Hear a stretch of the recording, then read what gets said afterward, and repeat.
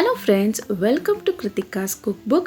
இன்றைக்கி நம்ம சேனலில் ரொம்பவே சூப்பரான கீ மைசூர் பாக் எப்படி செய்யறதுன்னு சொல்லிட்டு தான் பார்க்க போகிறோம். ஃபெஸ்டிவல் டைமில், தீபாவளி டைம்லலாம் இந்த ஸ்வீட் பார்த்திங்கன்னா ரொம்பவே ஃபேமஸ்.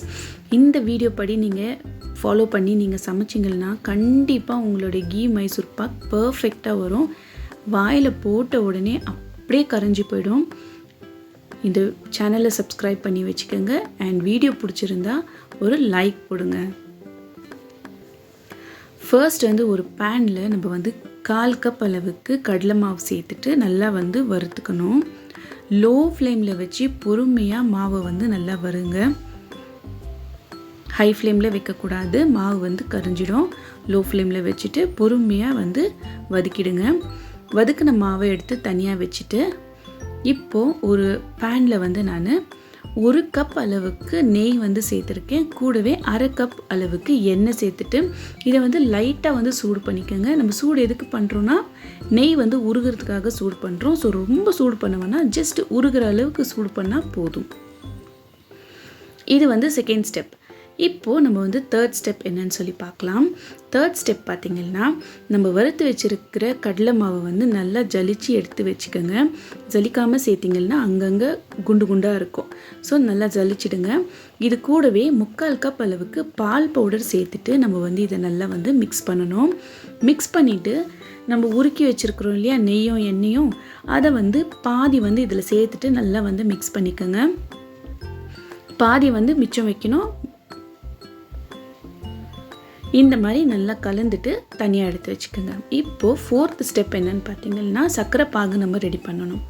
சர்க்கரை பாகு ரெடி பண்ணுறதுக்கு 1/2 கப் அளவுக்கு சர்க்கரை, 3/4 கப் அளவுக்கு தண்ணி சேர்த்துட்டு ஒரு கம்பி பதம் வர அளவுக்கு இதை நம்ம கொதிக்க வச்சு எடுக்கணும். ஒரு கம்பி பதத்தை தாண்டிச்சுன்னா உங்களோட மைசூர் பாக்கு ரொம்ப ஹார்டாகிடும். ஸோ கரெக்டாக பாருங்கள். நீங்கள் சூடாக தொட்ட உடனே உங்களுக்கு பாகு தெரியாது. அது கொஞ்சம் லைட்டாக ஆறின பிறகு தான் பாகு தெரியும். ஸோ இந்த மாதிரி ஒரு கம்பி பதம் வந்ததும் ஸ்டவ்வை லோ ஃப்ளேமில் வச்சுடுங்க.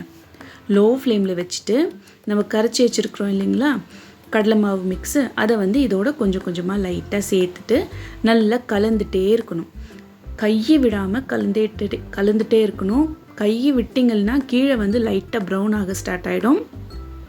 இன்னொன்று அங்கங்கே கட்டி கட்டி ஆகிடும்.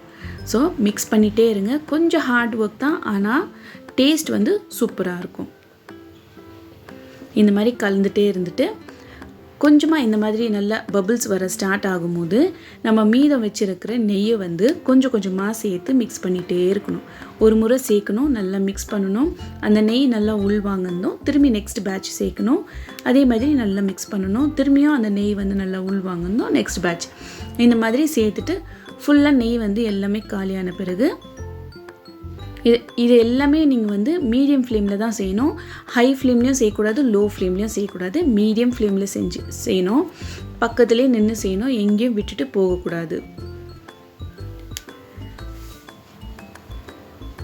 ஸோ இந்த மாதிரி நல்லா பபிள்ஸ் பொங்கி பொங்கி வரும். இதுதான் கரெக்டான பதம். இந்த மாதிரி மிக்ஸ் பண்ணிகிட்டே இருங்க. கொஞ்ச நேரத்துக்கு முடிஞ்சால் இந்த மாதிரி பீட்டர் யூஸ் பண்ணிங்கன்னாக்கா லம்ஸ் வரவே வராது.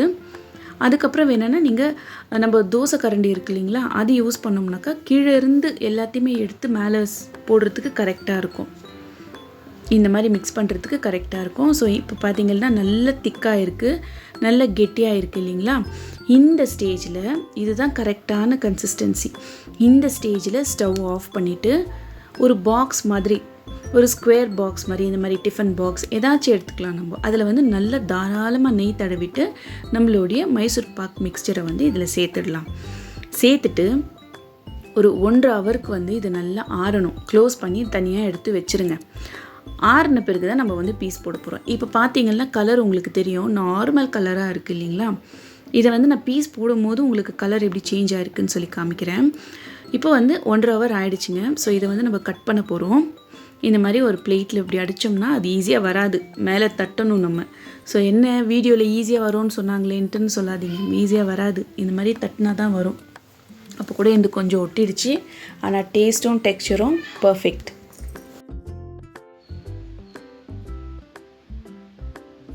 இந்த மாதிரி இதை வந்து பீசஸ் போட்டு நல்லா சர்வ் பண்ணிங்கன்னா எல்லோருமே என்ஜாய் பண்ணி சாப்பிடுவாங்க. இது வந்து சாஃப்டாகவும் ஸ்மூத்தாகவும் வரதுக்கு நான் வந்து 100% கேரண்டி. இதே மெத்தடில் நீங்கள் ஃபாலோ பண்ணி சமைச்சிங்கன்னா கண்டிப்பாக உங்களோட மைசூர் பாக் வந்து ஃபெயிலே ஆகாது. இந்த வீடியோ உங்களுக்கு பிடிச்சிருந்துச்சுன்னா சேனலுக்கு சப்ஸ்கிரைப் பண்ணிக்கோங்க. தேங்க்யூ.